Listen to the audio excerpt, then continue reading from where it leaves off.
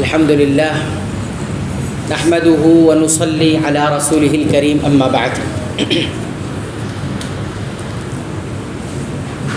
پچھلے درس میں اس بات کی وضاحت کی گئی تھی کہ نبی کریم صلی اللہ علیہ وسلم نے سجدے میں جھکتے وقت اور سجدے میں جاتے وقت اور خاص طور پر سجدے میں انسان کو چاہیے کہ اپنے بالوں کو اور اپنے کپڑوں کو نہ اٹھائے، نہ موڑے، نہ سمیٹے۔ تو یہ خاص سجدے کی بات ہے کہ جب انسان سجدہ کرتا ہے تو جن کے کپڑے ڈھیلے ڈھالے ہوتے ہیں وہ زمین سے لگنے لگتے ہیں، خاص طور پر سجدے میں جاتے وقت۔ تو انسان یا بال جن کے بڑے ہوں اور ان کے بال بھی زمین پر لگنے لگتے ہیں۔ تو رسول اکرم صلی اللہ علیہ وسلم نے بتایا کہ عاجزی اور خشوع ظاہری یہ ہے کہ انسان اپنے بالوں کو زمین پر لگنے دے اور اسی طرح اپنے کپڑوں کو یہ کیا کرے، سمیٹے نہیں، اٹھائے نہیں، اس کو لگنے دے۔ اصل بات یہاں کی ہے۔ تو بعض لوگوں نے اسے یہ سمجھ لیا کہ کپڑا سمیٹا نہیں جائے، اٹھایا نہیں جائے تو ٹخنے سے نیچے بھی کپڑا لٹکایا جا سکتا ہے نماز کے۔ تو یہ دراصل بات جو وہاں پر ہو رہی ہے کہ رسول اکرم صلی اللہ علیہ وسلم نے فرمایا کہ مجھے 7 ہڈیوں پر حکم دیا گیا ہے کہ میں سجدہ کروں اور ساتھ ہی ساتھ اپنے کپڑوں کو نہ سمیٹوں، نہ موڑوں، نہ اٹھاؤں۔ یعنی سجدے کی حالت میں جب کپڑا زمین پر لگ رہا ہو یا بال کو بھی نہ سمیٹنے سے منع کیا گیا اور بال کو خاص طور پر گرے باندھ لیا جائے کہ بال رک جائے، جمع ہو جائے ایک جگہ، تو اس سے منع کیا۔ تو یہ بات سجدے کی ہے جھکتے وقت۔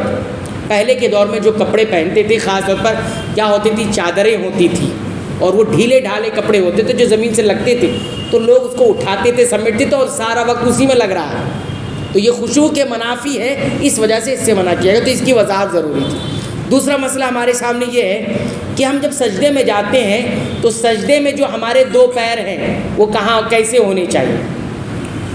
تو ایک شکل یہ بتائی گئی تھی کہ پیروں کی جو انگلیاں ہیں وہ قبلے کی طرف کرنا ہے، لیکن مسئلہ یہ ہے کہ سجدے کی حالت میں پیروں کو ملا کر رکھنا ہے یا کھلا رکھنا ہے، یہ مسئلہ ہے۔ تو علماء اس سلسلے میں 2 بات کہتے ہیں۔ پہلی بات بہت سارے علماء کی یہ ہے کہ سجدوں کے درمیان یعنی سجدہ کرتے وقت دونوں پیروں کو جو قدم کہلاتے ہیں ہمارے، ان قدموں کے درمیان کیا رکھیں گے، فاصلہ رکھیں گے، تفریق دونوں الگ الگ رہے گا۔ یہ زیادہ تر علماء کہتے ہیں کہ یہ مستحب ہے، ایسے ہی پیر رکھا جائے۔ دلیل ان کے سامنے کیا ہے، امام البانی رحمۃ اللہ علیہ نے اپنی کتاب صفت صلاۃ النبی کے اندر یہ روایت ذکر کی ہے صحیح سند کے ساتھ کہ حضرت براء ابن عازب فرماتے ہیں کہ نبی کریم صلی اللہ علیہ وسلم جب رکوع کرتے تو اپنے پیٹھ کو بالکل سیدھا کر لیتے، نہیں سر اور پیٹھ بالکل سیدھا ہوتا تھا۔ پھر فرمایا کہ جب سجدہ کرتے تو اپنی انگلیوں کو قبلے کی رخ کر لیتے تھے، اپنی انگلیوں کو کیا کر لیتے تھے، قبلے کی رخ کر لیا کرتے، جیسے ہم نے بتایا ایسے کر کے۔ اور پھر آگے فرماتے ہیں کہ فتوفاج یعنی بتایا کہ اپنے دونوں پیروں کے درمیان فاصلہ کر لیتے تھے۔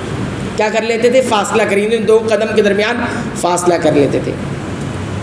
تو اس حدیث سے علماء نے یہ بتایا کہ سجدے میں ہمیں کیا رکھنا ہے، اپنے پیروں کو، قدموں کو جو قدم کہلاتے ہیں اس کو فاصلہ رکھنا ہے۔ اسے کتنا فاصلہ رکھنا ہے یہ نبی کریم صلی اللہ علیہ وسلم سے نہ منقول ہے نہ کسی صحابہ۔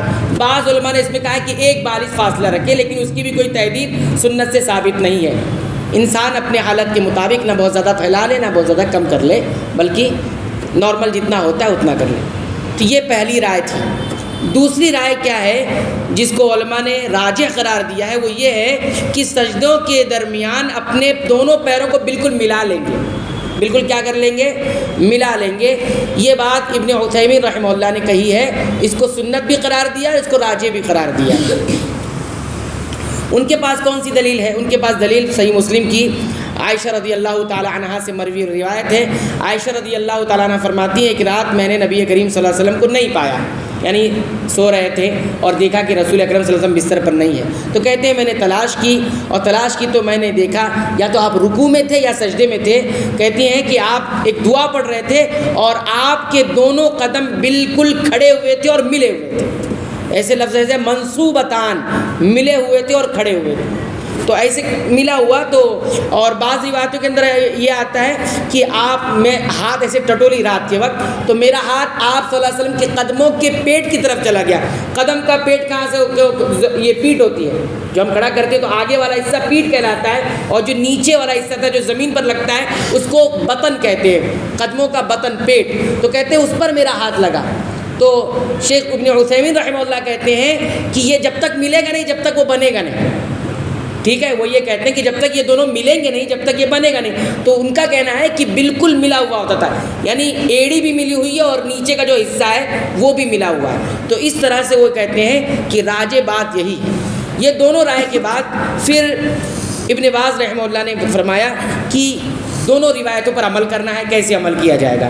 تو انہوں نے یہ بات کہی ہے کہ عائشہ رضی اللہ تعالی عنہا کی حدیث پر بھی عمل ہو جائے، اور رسول اکرم صلی اللہ علیہ وسلم کی فعل سے جو بات ثابت ہے، جو برا ابن عازب روایت کرتے ہیں کہ اس میں آپ صلی اللہ علیہ وسلم الگ کیا کرتے تھے، دونوں روایتوں پہ کیسے عمل کیا جائے. تو وہ یہ کہتے ہیں کہ اس میں صحیح بات یہ ہوگی، یا دونوں پر عمل کرنے کی صورت یہ ہوگی کہ انسان عام طور پر کیا رکھے، دونوں قدموں کے درمیان فاصلہ رکھے عام طور پر، لیکن کبھی کبھی ملا لیا کرے تاکہ دونوں روایتوں پر عمل ہو جائے. وہ فرماتے ہیں کہ رسول اکرم صلی اللہ علیہ وسلم نے یہ فرمایا ہے کہ اپنے بازوؤں کو اپنے پہلوؤں سے الگ رکھنا ہے، یعنی ایسے ملنا بھی نہیں ہے. اور اس طرح کہتے ہیں کہ اپنی ران کو اپنے جو ہے پیٹ سے الگ رکھنا ہے، یہ بھی ٹچ نہیں ہو رہا سجدے میں. اور جو ران کا حصہ اور پنڈلی کا حصہ وہ بھی نہیں ملنا چاہیے. تو اسی طرح قدم بھی نہیں ملنا چاہیے، اس میں قدم بھی شامل ہے. تو تینوں جگہ یعنی چاروں جگہ ہے فاصلے رہنا چاہیے کہ کوئی بھی آپس میں ملے نہیں، سکڑ کے کوئی سجدہ نہیں کرے کہ ایسے مل گیا ہے یا اس سے مل گیا ہے، ران پنڈلی سے مل جا رہی ہے، یہ سب نہیں ملے گا اور قدم بھی نہیں ملے گا. تو لیکن کوئی اگر کسی پر عمل کرتا ہے تو ہم کسی کو ملامت نہیں کریں گے، کسی کو غلط نہیں قرار دیں گے. دونوں کی دلیل اپنی جگہ موجود ہے، دونوں پر عمل کر لینا چاہیے، کبھی اس کو. ٹھیک ہے، حالات کے حساب سے انسان کو دونوں پر عمل کرنا چاہیے. بہرحال مسئلہ یہ ثابت ہوا کہ دونوں رائے موجود ہے اور ہمیں چاہیے کہ ہم دونوں پر عمل کریں.